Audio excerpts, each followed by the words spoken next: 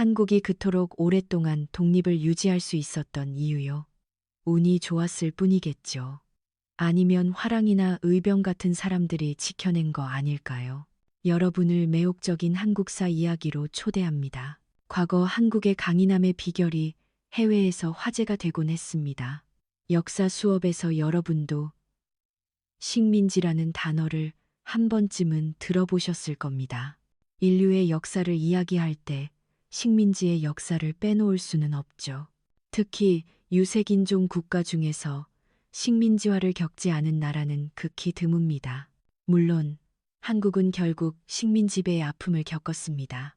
하지만 서구 열강이 아시아를 집어삼키던 19세기, 동방의 작은 반도 국가였던 한국이 어떻게 그토록 오랫동안 맹렬한 저항을 이어가며 주권을 지키려 노력할 수 있었을까요? 이번 이야기는 미국에서 근대 동아시아사를 공부하는 한 여대생이 한국의 그 미스터리에 다가가는 이야기입니다. 그 수수께끼를 파헤치다 보면 지금 우리에게 필요한 것이 무엇인지도 보일지 모릅니다. 그럼 마지막까지 놓치지 마세요. 안녕하세요. 제 이름은 한나, 20살의 한국계 미국인이에요. 저는 세계 근대사에 관심이 많아서 미국의 한 대학에서 공부하고 있죠. 근대사라고 하면 두 차례의 세계대전이나 서구 열강에 의한 세계 각지의 식민지화를 떠올리게 되죠. 인류의 역사에는 어떤 일정한 경향이나 법칙 같은 것이 있다고들 해요. 엄격한 규칙은 아니지만 과거의 역사로부터 미래를 예측하는 것은 충분히 가능하다고 생각해요. 그래서 저는 과거의 실패를 통해 미래에 활용할 수 있는 힌트를 얻을 수 있지 않을까 항상 생각한답니다. 하지만 아직 공부하는 학생이라 모르는 게 너무 많아요. 그 중 하나가 바로 한국에 관한 의문이었어요. 제가 알기로 한국은 서구 열강의 압력 속에서 문을 굳게 닫은 은둔의 나라였고 결국엔 식민지가 되었잖아요. 그런데 어떻게 그 이전까지 수많은 아시아 국가들이 무너져 내릴 때 끈질기게 버텨낼 수 있었을까요? 제가 특히 흥미를 느꼈던 식민지화되지 않기 위해 저항했던 아시아 국가들을 주제로 한 대학 강의 내용을 여러분께 소개해드리고 싶어요. 이 수업은 정말 흥미로워서 더 많은 분과 공유하고 싶어졌거든요. 이런 이야기를 할 때 근대에 사용된 식민지라는 단어의 정의 때문에 논쟁이 벌어지는 경우가 많습니다. 하지만 이 수업에서 식민지의 정의는 핵심이 아니니 본국과는 다른 나라로 취급되면서 정치가 지배당하거나 경제가 지배, 착취당한 나라로 정의하도록 하죠. 우리가 사는 미국 또한 과거 영국의 식민지였던 역사가 있습니다. 아시아에서 명확하게 식민지를 경험하지 않았다고 할 수 있는 나라는 태국이나 네팔, 부탄 정도일 겁니다. 사실 아시아는 물론이고 전 세계 유색인종 국가 중에서 식민지를 경험하지 않은 나라는 매우 적습니다. 교수님의 강의는 이렇게 시작되었어요. 각국이 왜 식민지화되지 않았는지 수업에서 들은 내용을 간단히 설명해 드릴게요. 먼저 태국은 영국과 프랑스의 완충국이었기 때문이라고들 하지만 사실은 태국의 뛰어난 외교의 결과라고 해요. 프랑스에게는 당시 태국의 일부였던 라오스와 캄보디아를 내주는 대신 더 이상 넘어오지 말라고 협상했고 영국에게도 마찬가지로 버마 미얀마와 말레이시아 쪽 영토를 활용해 태국의 독립을 인정받았다고 해요. 그렇게 스스로 완충국으로서의 지위를 구축해 나간 거죠. 네팔의 경우 인도를 지배하는데 큰 힘을 쏟았던 영국이 네팔까지 침략할 여력이 없었기 때문이라고 알려져 있어요. 게다가 영국에게 네팔은 자원이 매력적이지 않았고 산악지대가 많은 네팔을 정복하는 것은 가성비가 나쁘다고 생각했대요. 교수님의 표현을 그대로 빌리자면 운이 좋아서 독립을 유지한 경우라고 할 수 있죠. 그 운 때문에 네팔의 근대화가 늦어졌다는 견해도 있을 정도예요. 부탄은 특수한 지형이 큰 역할을 했다고 해요. 히말라야 산맥의 고도차가 0m나 되는 험준한 경사면에서는 몽골이 자랑하던 기마부대도 영국의 전차도 전혀 쓸모가 없었으니까요. 네팔과 부탄 모두 영국의 영향은 크게 받았지만 직접적인 식민 지배는 피할 수 있었어요. 그리고 한국입니다. 잠깐만요, 교수님. 한국은 제2차 세계대전 이후에 미국의 지배를 받았던 시기가 있지 않았나요? 그건 식민지라고 할 수 없나요? 한 학생이 교수님께 질문했어요. 확실히 한반도 남쪽에 미군정이 들어선 시기가 있었죠. 그건 식민지라고 볼 수 없는 걸까요? 좋은 질문입니다. 그건 바로 처음에 말했던 식민지의 정의에 관한 내용이군요.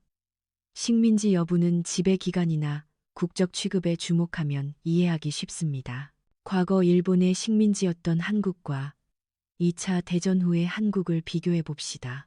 일제강점기 시절 한국인들은 일본 제국의 식민으로 편입되었지만 창씨개명 강요, 차별 등 2등 국민 취급을 받으며 온갖 자원을 수탈당했습니다. 경제 활동도 모두 총독부에 의해 통제되었고 많은 이들이 강제징용으로 끌려갔죠.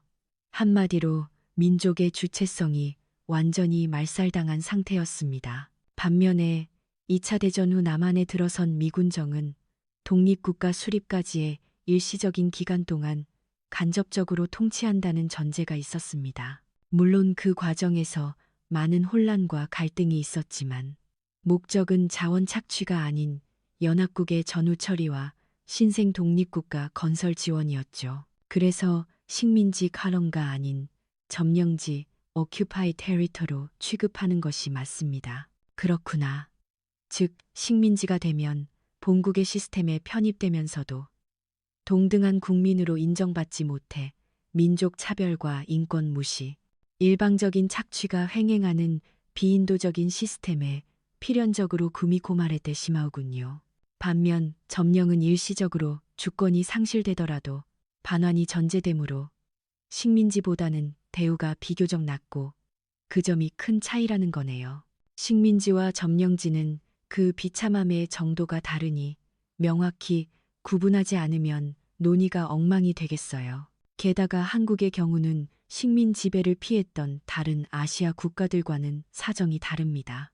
삼면이 바다로 둘러싸인 반도 국가지만 해군이 발달한 근대에는 부탄처럼 지형적 이점이 크게 작용했다고 보긴 어렵습니다.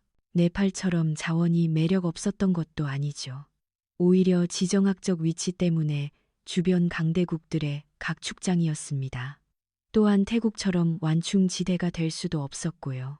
그런데도 한국은 19세기 후반까지 끈질기게 주권을 유지하며 서구 열강의 침략에 맞서 싸웠습니다. 심지어 프랑스와 미국 같은 강대국들의 함대를 격퇴하기도 했죠. 당시 서구 열강은 그 이유를 궁금해하며 경계심을 늦추지 않았습니다. 한국이 강했다는 건 알겠지만 1876년의 강화도 조약은 불평등 조약이 아니었나요? 저는 교수님의 맞서 싸웠다는 발언에 의문을 느끼고 질문했어요. 자세히는 모르지만 한국 근대사에 관한 예전 수업에서 이 조약이 나왔던 기억이 있거든요. 한국인들도 이 조약이 불평등 조약이었다고 학교에서 배우지 않나요? 물론입니다. 현대의 기준으로 보면 강화도 조약은 명백한 불평등 조약입니다. 하지만 당시 조선이 처한 상황과 다른 나라들이 맺었던 조약들과 비교하면 그 조약이 체결될 수밖에 없었던 복합적인 배경을 이해해야 합니다. 당시 조선은 쇄국 정책을 고수하며 서구 열강의 통상 요구를 거부하고 있었고 이는 프랑스와의 병인양요, 미국과의 신미양요 같은 무력 충돌로 이어졌습니다. 조선은 이 전쟁들에서 끈질기게 저항하여 프랑스와 미국 함대를 물리쳤죠. 하지만 이웃 일본은 달랐습니다. 그들은 이미 서구 문물을 받아들여 근대화를 시작했고 그 힘을 바탕으로 조선의 운요 사건을 일으켜 개항을 압박했습니다. 당시 조선 정부로서는 서구 열강과 일본의 동시 압박 속에서 최악을 피하기 위한 선택을 한 측면도 있습니다. 강화도 조약은 분명 불평등했지만 이 조약 체결을 통해 조선이 곧바로 식민지로 전락하지는 않았습니다. 오히려 이를 계기로 뒤늦게나마 세계와 교류하며 근대화를 시도하게 되죠. 쇄국, 즉 은둔 생활을 하던 조선이 어떻게 프랑스와 미국 같은 강대국을 상대로 버틸 수 있었던 걸까요? 이것 역시 여러 복합적인 요인이 있습니다만 흥선대원군의 강력한 쇄국 의지와 조선 민중의 저항 정신이 큰 역할을 했습니다. 특히 미국과의 신미양요. 당시 미 해병대는 압도적인 화력으로 강화도를 공격했지만 어제연 장군이 이끄는 조선 수비대는 목숨을 걸고 싸웠습니다. 미군 기록에도 조선군은 항복을 몰랐다고 기록될 정도였죠. 이러한 격렬한 저항에 놀란 미국은 더 이상의 피해를 우려해 결국 물러났습니다. 여기에 더해 김정호가 만든 대동여지도의 존재도 무시할 수 없습니다. 서양의 근대적 측량 기술 없이 만들어졌다고는 믿기 힘든 이 정교한 지도는 조선이 결코 미개한 나라가 아님을 보여주는 증거였습니다. 외부 세계는 조선이 스스로의 힘으로 국토를 정밀하게 파악하고 관리할 수 있는 높은 수준의 통치 시스템과 기술력을 가졌음을 알게 된 거죠. 또한 조선은 이미 고려시대에 세계 최초의 금속 활자를 발명했고 임진왜란 당시에는 화차나 거북선 같은 독창적이고 강력한 무기를 운용했던 나라였습니다. 비록 19세기에는 뒤처졌지만 그 저력과 잠재력은 결코 무시할 수 없었죠.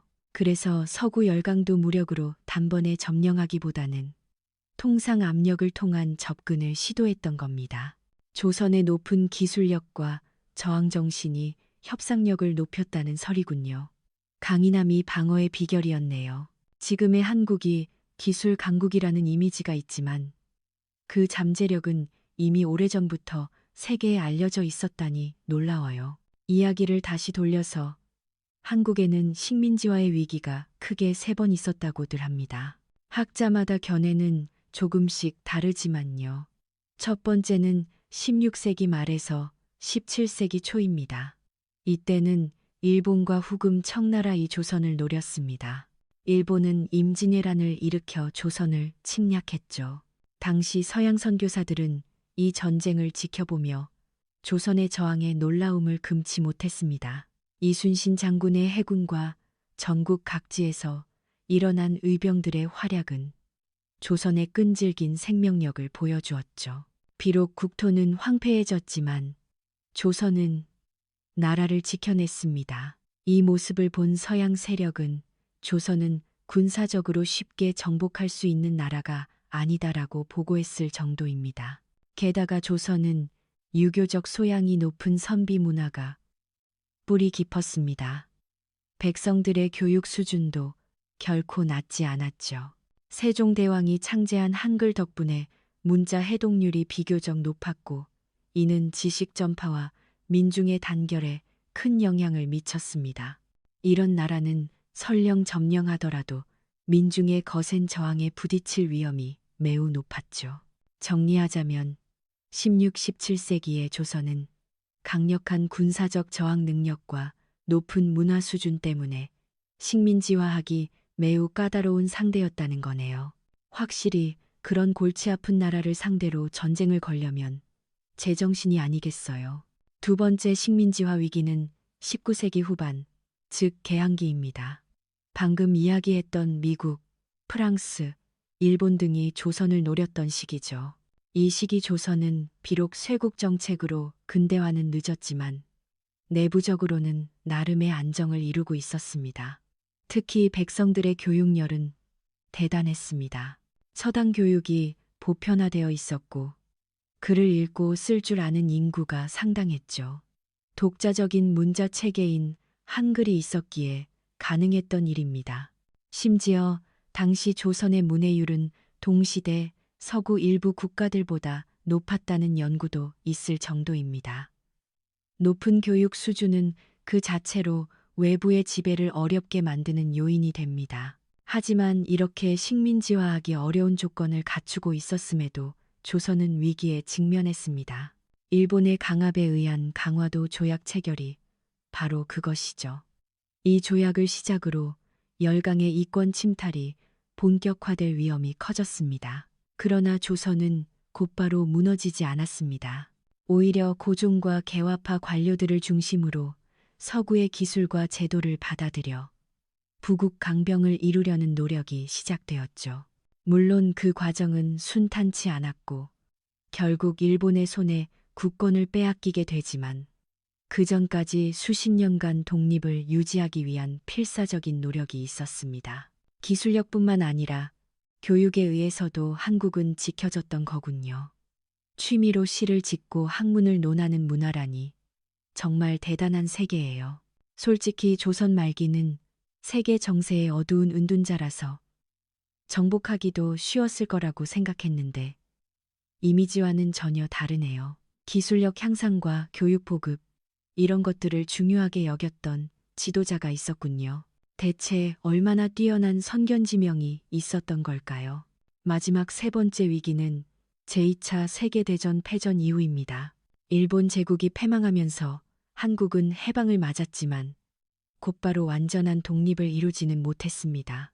연합국의 결정에 따라 한반도는 남과 북으로 분단되어 각각 미군과 소련군의 점령하에 놓이게 되었죠. 완전한 주권이 없는 상태였으니 또 다른 형태의 식민지가 될 조건은 충분했습니다.